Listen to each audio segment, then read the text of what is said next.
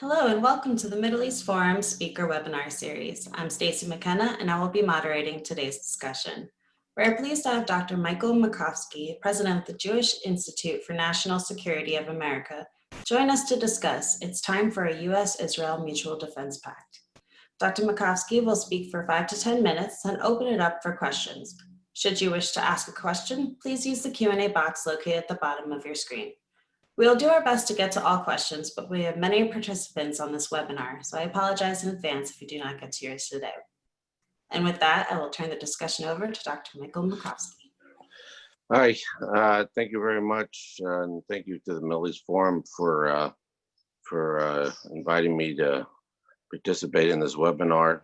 And so the topic I understand is I was asked to speak about is a mutual defense pact between the United States and Israel. This was something my organization, JINSA, has proposed in 2018. We put out a paper in 2019 about it, including a draft treaty. And in a short period of time, it has garnered interest by the leaders of both countries. Prime Minister Netanyahu has spoken about it, has embraced the idea, and has spoken about it and tweeted about it a number of times over the last year. And President Trump has also tweeted about it and shown interest in discussing it, and but hasn't come out one way or another yet on it.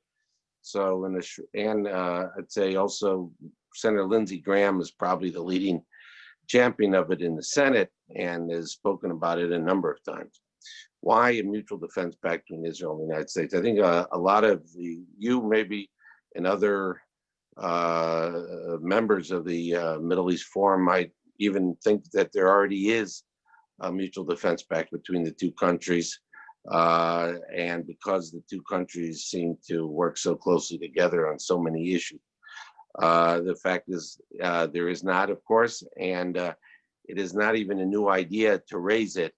It has come up over time, even back in Ben-Gurion days, when he was Prime Minister of Israel. But it hasn't really been discussed in a long time. It came out of a small group of retired generals and admirals that we put together, chaired by Admiral Jim Stavridis, who former commander of NATO. The idea that what we have put forward, JINSA, is that people are discussing is a narrow mutual defense pact. We have taken an old idea of trying to update it and flesh it out a little more. The idea behind it is that given the strategic situation in the region, the threats, particularly from Iran to Israel's existence, and I'd say the trend in America towards retrenchment in the Middle East. And I think this, coronavirus, this pandemic, and the focus on China is obviously going to lead the U.S. foreign policy to be even more focused on Asia, and likely to come also at the expense of the Middle East. Given the retrenchment in our footprint, I think Israel's more exposed in a way, and of course the continued development of nuclear weapons by Iran, which I'm sure you're all familiar with, and all readers and members of the Middle East Forum is. There's a real existential threat that Israel faces, and of course the 130,000 rockets that Hezbollah has and missiles with increasing precision in Lebanon. Given the fact that I think that we're kind of, unless there's a regime collapse in Tehran, I think we're heading at some point to a major war between Israel and Iran and Hezbollah. And it would be very bad for those, certainly for Israel and certainly for the U.S. and our interests. So given that, we think that a U.S.-Israel Mutual Defense Pact would add an extra layer of deterrence for Israel. It would also help mitigate the intensity and scope of a major conflict if one broke out. We also think that it could serve as a platform for upgrading the bilateral security relationship between the United States and Israel.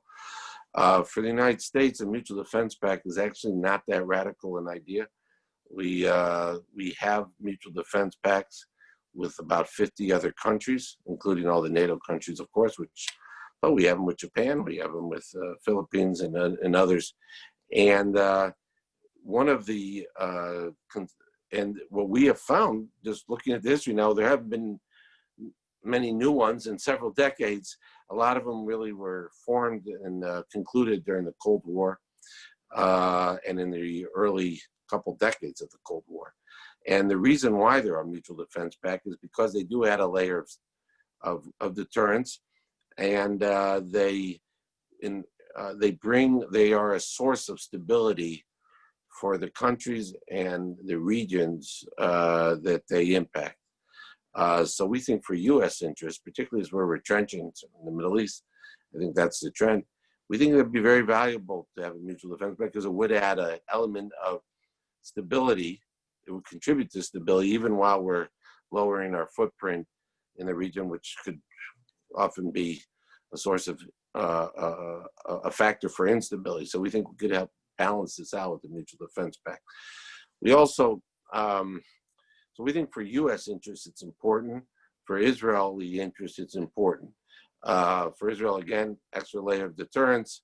For U.S. interests, a source of stability, and also perhaps a source of mitigation of a conflict and scope of a conflict if one does break out, that not only will affect our interests in a secure Israel, but other interests that we have in the region, such as the Persian Gulf with our Gulf allies and so on. Some people have expressed concern about this idea, and within the pro-Israel camp here and in Israel, in the security establishment in Israel, or former retired generals, former Israeli generals, that this could limit freedom of action by Israel. And that's not good for Israel, and that's not good for the United States. That has been one of the objections.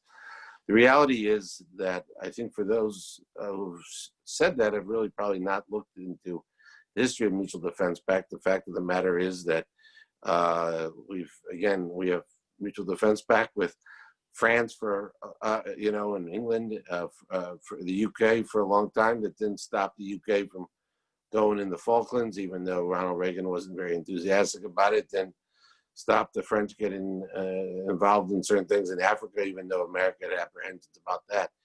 There is nothing that in Mutual Defense Pact necessarily that really would limit freedom of action. That is the biggest concern, I would say, among Israeli security folks. We defend ourselves by ourselves. It's in Israel's DNA. It's obviously extraordinarily laudable that they feel that way, and that it is important. And we do. It's not that they feel that way, but it is that way. But the reality is, I think that Israel has now a lot of the responsibilities of a Mutual Defense Pact without some of the benefits. If Israel wanted to do something significant in the region militarily that would have a significant impact on U.S. interests in the region, given the relationship, they would consult anyway with us, with the United States, in any case. So I think that they have those responsibilities of consultation without the benefits like an extra layer of deterrence that would come from a Mutual Defense Pact. So I don't really see, and also some have raised concerns that you'd have IDF soldiers in Afghanistan. One is, no one really thinks that's going to happen, but that was brought up before in Israel. And mutual defense pacts are generally, you could have in them, they're very flexible, like anything else in all treaties. This would be, you could define the geographic area that it applies to. Could just, so you're not going to have IDF. You could stipulate exactly where, if it came to be, that it would need where Israeli soldiers would deploy if this was relevant. I'll say one last thing, and then I'll see my time is up, and then I'll look forward to taking all questions. This would be a treaty, which means the Senate has to approve it, and you need 67 senators. I would say that, well, it wasn't the impetus for our idea. A concern I've had over the last year and a half, and I'm sure many of you have, is the trend certainly more on the left of the political spectrum in the United States that is hypercritical of Israel. And I think in this moment of time where you still have many very pro-Israel Democrats in the senior leadership of the Democratic Party, and you have a president who's very pro-Israel, I think this would be a good moment to really push this issue. I'll say one final thing. What we are pushing for is a narrow mutual defense pact. It is more narrowly conceived in scope than what the United States has with many other countries. If you had missiles, God forbid, hitting London, that would be a major development that could actually trigger our pact with our treaty obligations with the Brits. Unfortunately for Israel, they get hit by missiles on a regular basis. We don't, at JINSA, in the treaty we wrote, conceive that missile attacks on Israel would actually trigger a mutual defense pact. We see it more narrowly. It would only be triggered by exceptional circumstances that threaten Israel's viability, existence, its economic viability, its lines of communications, its lines of economic supply lanes, and things like that. It would not be, so it is much more narrowly conceived than every other mutual defense pact the United States has concluded. So with that, I think this would be a very useful thing for the bilateral relationship. I think it would be good for the Middle East. It'd be good for U.S. interests. And I look forward to taking any questions about this. So thank you very much for this platform. Thank you so much for taking time to speak with us today. We have quite a few questions coming in. The first one is, can you describe what the possible specifics of the Mutual Defense Pact would be, and what would Israel's obligations be? Well, by definition, if you look at other mutual defense pacts, they're actually somewhat broadly worded.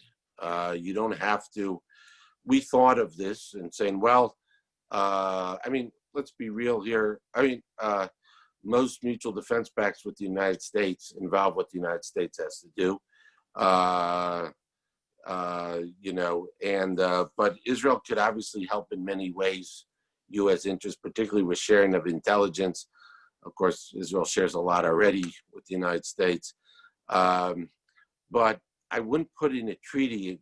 We decided against putting in a treaty thing, getting too specific about what either party would do.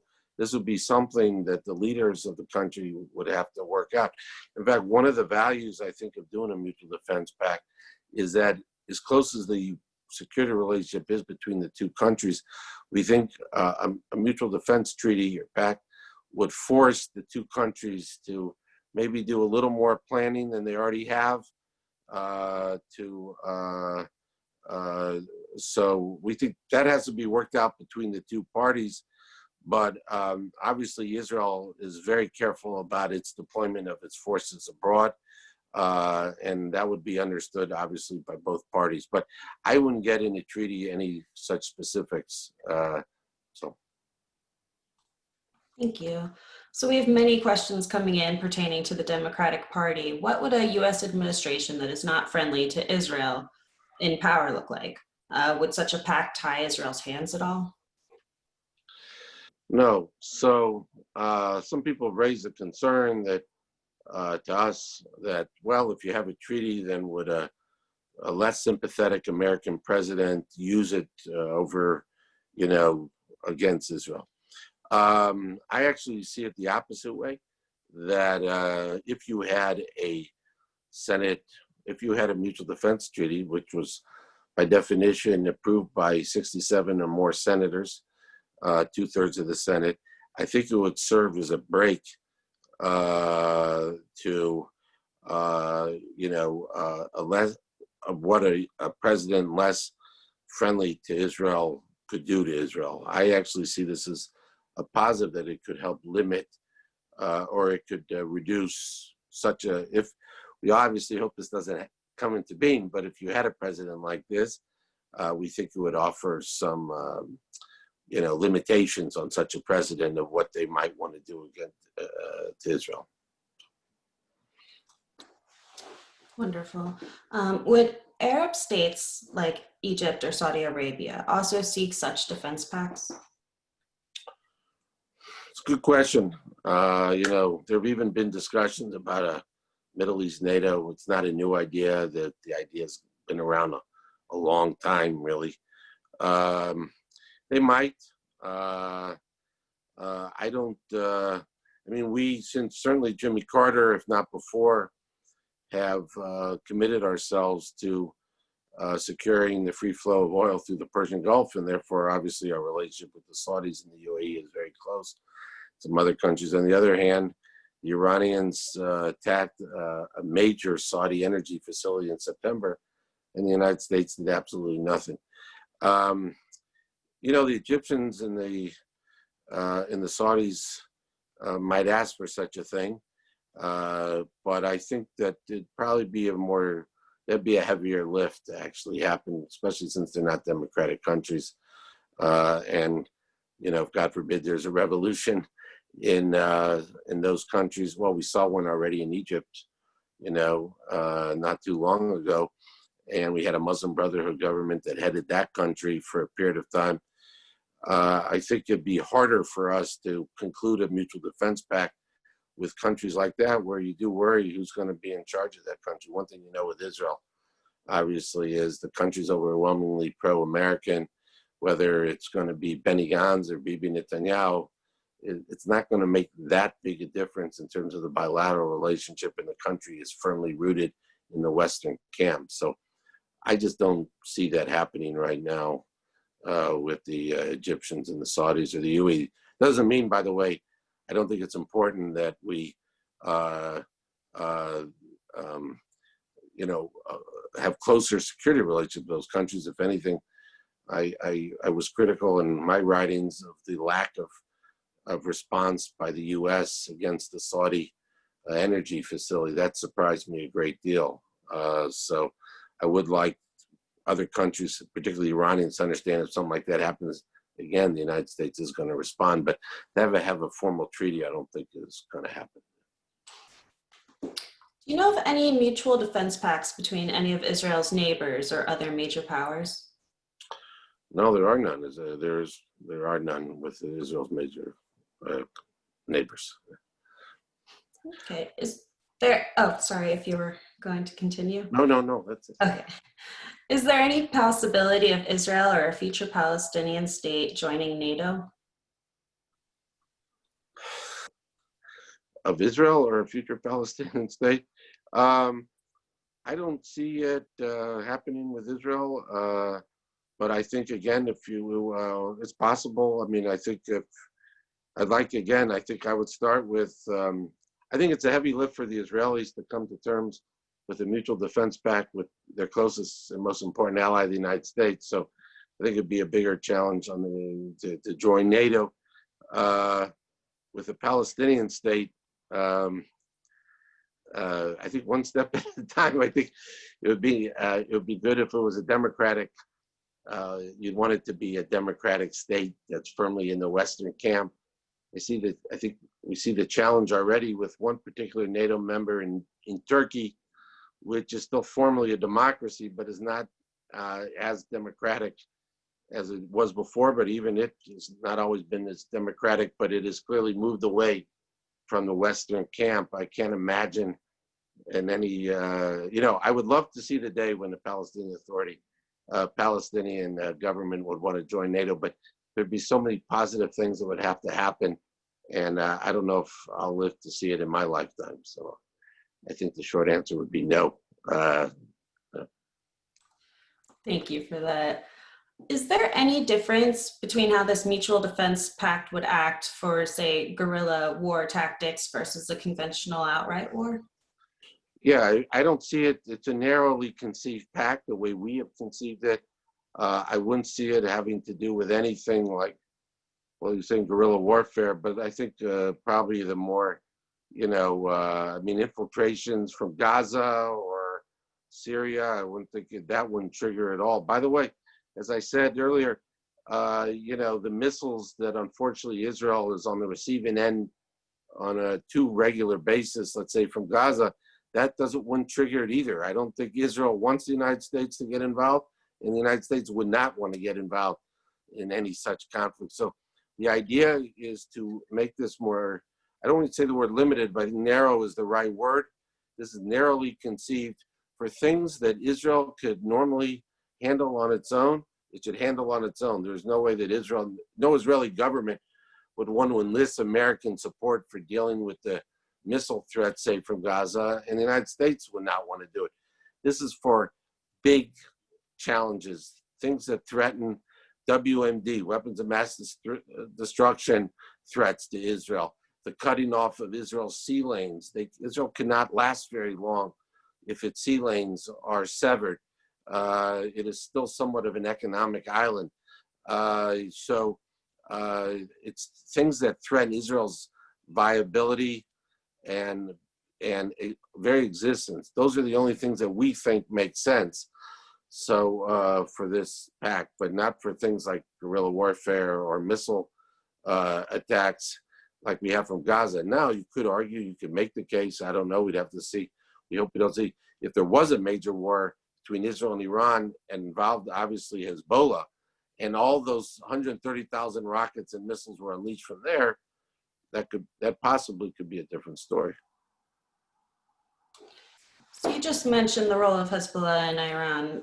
What would be the role of this specifically if a war were to break out between those entities? Well, again, the main purpose of a mutual defense pact is to deter such a war from happening. The idea is that it adds another level of uncertainty to, in this case, the Iranians, and saying if they do too much, or if they do something really major against Israel, it will bring in the United States, because one would imagine that would be the last things that the Iranians would want to do, is bring in the United States, because obviously we could inflict damage on the Iranians in a way that Israel cannot. So I think the idea would be first is deterrence. If that deterrence breaks down and there is a major war between, let's say, Israel and Hezbollah and Iran. By the way, not just Hezbollah, could involve Hamas and other Iranian proxies, but Hezbollah is the obvious one, but it could involve also missile attacks from Gaza. But those wouldn't be as significant as the ones from Lebanon. Then the hope is that a mutual defense pact might mitigate the scope and intensity of such a conflict, because the Iranians, again, the assumption is that the last thing the Iranians want is to bring the United States into a direct war against it. So we think it might limit the scope of such a major war, and that has value. So that's how we see this pact playing out. Setting aside, now, if the United States get involved, there's a whole number of things that the U.S. could do if such a pact is actually triggered, which we could talk about if people are interested. We're actually getting quite a few questions in about how does China fit into all this? What would their reaction be to a U.S.-Israel defense pact? And would they do the same with Iran? I don't see the Chinese getting too involved in such a thing, frankly. I think the issue with China in Israel is separate, which is just what's going on today. Clearly, if Trump stays president, but you could imagine still with Biden, relations with the United States are going to get increasingly strained. Israel looks at China differently than the United States does.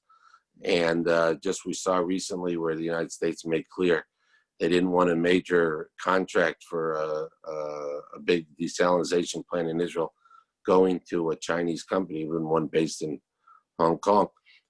So the U.S., there are other issues that Israel faces with China today. I'm not worried about their opposition, and I can't imagine that they would do any pact. The Chinese would do anything like that with Iran. I think the Chinese have other challenges right now. So I'm not worried about that with the Chinese. I'm worried about the here and now with the Chinese and how Israel needs to navigate more sensitivity to U.S. interests in its dealings with China, whether it's Haifa Port, whether it's other construction projects, whether it's Chinese investment in Israel high tech. These are things that is, and actually this is something that we're starting to work on at JINSA. But that's the issue, I think, with China and all this. I'm not concerned about them with the pact, nor am I concerned about the Russians for that matter on this issue. So. Thank you so much. So you just mentioned JINSA. Would you be able to tell us where to find more information about your organization? Yeah, I appreciate that. That's a nice softball question to throw me. I should have said jinsa.org, JINSA.org. We're very friendly with Middle East Forum. I think we share some board members, and I know, Daniel Pipe's a long time, and his father was a great scholar too, of course. We're a nonprofit. We focus on the U.S.-Israel. We focus on security issues having to do with the Middle East, and we believe a strong U.S.-Israel security relationship is important to American security. We do educational programs. We do policy work. You can look up all our work on jinsa.org.